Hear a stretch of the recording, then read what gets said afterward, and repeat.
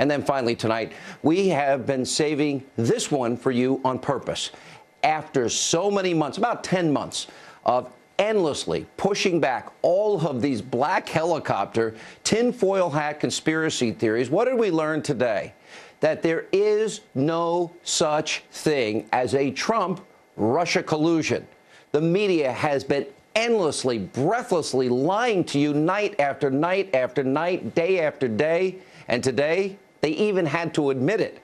Of course, the big network of black helicopter theories and tinfoil hat conspiracies is NBC. Just listen to even their own Chris Matthews, Mr. Thrill Up His Leg himself. Listen to this admission.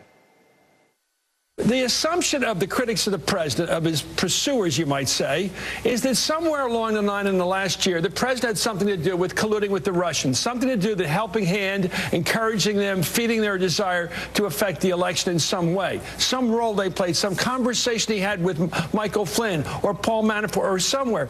And yet what came apart this morning was that theory, because in two regards. The president said, according to the written testimony of Mr. Comey, go ahead and get anybody's satellite to my operation and nail them. I'm with you on that. So that would mean Manafort, Carter Page, someone else like that. And then he also came across what was fascinating. Comey said that basically Flynn wasn't central to the Russian investigation. A moment of enlightenment, even for Chris Matthews. It all came apart today. There was never anywhere in any case, any admission about Trump-Russia collusion. And by the way, we were the only ones in the media who cared about looking into this deeply and telling you, the American people, the truth, and not going with lies and innuendos and propaganda and misinformation because they were advancing a political agenda. You know, the same media that colluded with Hillary Clinton in the last election, as exposed by WikiLeaks. We have been right night after night after night. These idiots in the media, almost all of them, have been flat out wrong. All conspiracy theorists, time in and time out. So guess what? It's time for those so-called journalists with their superior attitude. Maybe they should take off their tinfoil hats and put their black helicopters back in the hangars, because it's over. You have been exposed for the liars you are to the American people. And it's sad all that you have been doing all of these months without any evidence. And we've been showing you person after person after person saying no evidence of collusion. And you still kept running with a false narrative. Joining us now with reaction, President Donald Trump's son. He was on a Twitter rampage today, Donald Trump Jr. Sir, welcome back. How's it going, Sean? Just give me your general thoughts first. I obviously said a lot there. Yeah, I think you probably covered it all in that monologue. I was just sitting here eating popcorn. But listen, you said it Gee, best. thanks a lot. This has been a 10-month witch hunt. This is the only thing that they had on Trump. This is what they did to distract him from being able to get the stuff done that he was elected to ultimately do. And I think now that this is all past, he can go back to doing what he promised he was going to do. There's no clouds. There's nothing getting in his way. They can't be obstructionist. He can go back to doing the things he said he was going to do for the American people, putting Americans back to work, putting America first, and getting us out of these stupid deals that America pays for and everyone else seems to benefit from but us.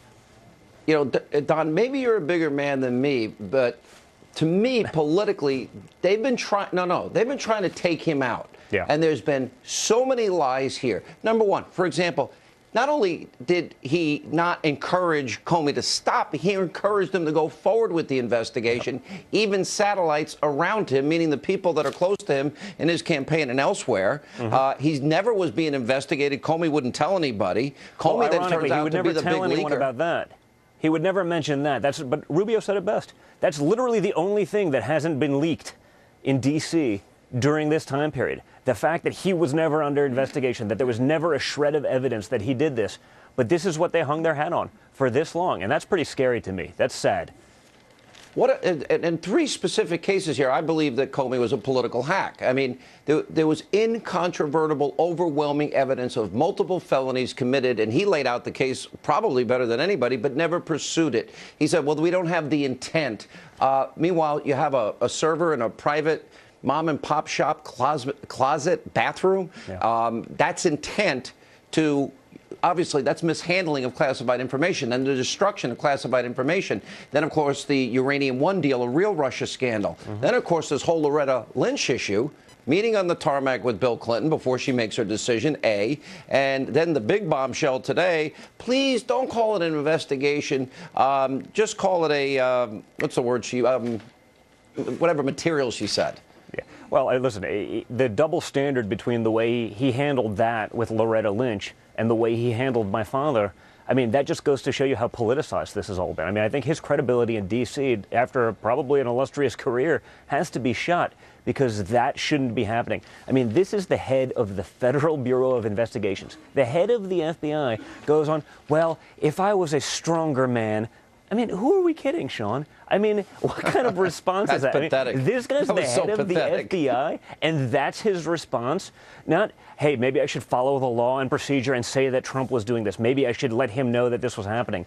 But instead, he decides to do this. Then he leaks some notes to a friend of his because he doesn't have the guts to do it himself. He has to leak it through a friend of... I mean, where does this stop? I mean, it is nuts, but I'm just glad it's all out there because literally... Even the left, as you pointed out, with Chris Matthews saying, hey, guys, it's over. Let's move on. You know what? Let my father do his job. Let him do what the American people elected him to do. Don, I would love to say that that's going to happen. No, they won't let it go. When you think of the... Well, it's even that, but it's even deeper. When you think of the level of vitriol, hate, it's been directed at you and your brother. They're even attacking your sister and your 11-year-old brother and the president's wife and anybody close to him or anybody that expresses a like towards him and agrees with him. To me, this is about undermining the will of the American people and so delegitimizing, so damaging, so distracting, at the least, he doesn't fulfill the agenda that people elected him for. That is a serious problem in the country. I think it is. And I mean, but the good thing about it is, honestly, I think the left has overplayed their hand so much, Sean. It's been so ridiculous, so over the top, so extreme. I mean, half the things that were reported in the New York Times, the dossier comments, all that. Even Comey, in his own words, said, Comey wanted to hire the guy. Hey, he wanted to hire that guy, that MI6 flat out guy. Wrong. Even he's saying it. So, you know, all these things that they tried to take him out with, I think it's pushed reasonable people in here. You're never going to get the fringes, or you have one fringe and you'll never have the other. But reasonable people in the middle are seeing that this has just been one big witch hunt. They see how disgusting the swamp really is. They see the teeth that are there. And I think they're going to realize that, hey, give the guy a chance. Let him do what he was elected to do, and he'll do a phenomenal job. And you've seen that. Listen, when the Dow hits another all-time record right during the testimony, you know that he's been exonerated. I mean, the markets basically said, okay, this has been nonsense. You know, we broke another all-time high today because they saw how phony all of this D.C. nonsense is. And this is what the people voted against last time. I'm happy for them to keep doing it. It's just going to make 2020 that much easier. You know, I want to go back to the media in particular and all of the conspiracy theories that have been advanced. And literally, we're talking about cable-wise, thousands of hours of coverage, thousands. Then you look at the Washington Post, and the New York Times, and CNN, and ABC, and all these networks proven wrong, and now all of a sudden they're beginning to write their attractions. It just seems as something that I said back in 2007 and 8, journalism in America is dead. The desire for truth, it's over. You know what? The real problem is, even when they know it's wrong, as long as it fulfills their narrative, they'll leave it up there. They'll leave it up for an extra couple hours. The retraction somewhere in the middle, it just never really goes away. They can't let go. And it's not about reporting the truth anymore, Sean. It's not about journalism. You know, even when I was born, was, hey, we report the news. Then it became sort of journalism, we'll put our spin on the news. Now we're just going to craft narratives and just run with it. It's pretty sad, and it's a shame because it would be an important profession, and it's why he's on Twitter all the time. He's going to play monkey in the middle. He's going to play monkey in the middle because if they're not going to be honest, if they're only going to report what they want to hear, not what he actually says, he's going to go right to the people. And that's how he got elected. And by the way, I'm a convert to him being on Twitter because I agree he's got to bypass this corrupt media. And I think after all the exposure and this will pan out in the next number of days, we got to do it. You're a bigger person than me. I think I'd be a little angrier than you tonight. And it's only because right, it's late, and I've been going pretty hard all day. A job to do. Yeah, well, that's true.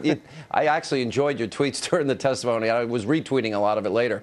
All right, Don Jr., thank you. Good seeing you, Sean. And up next, on this busy breaking news night, a 2-hour live edition of Hannity. Up next. At the time, did you say anything to the president about that is not an appropriate request, or did you tell the White House counsel that is not an appropriate request? Someone needs to go tell the president that he can't do these things? I didn't, no. All right, Senator Marco Rubio emerging a big star today on his grilling of James Comey. Laura Ingraham will join us and react. Then later, we'll also have more. Jay Sekulow, Monica Crowley, and so much more. Also, a 2-hour edition till midnight Eastern tonight on Hannity.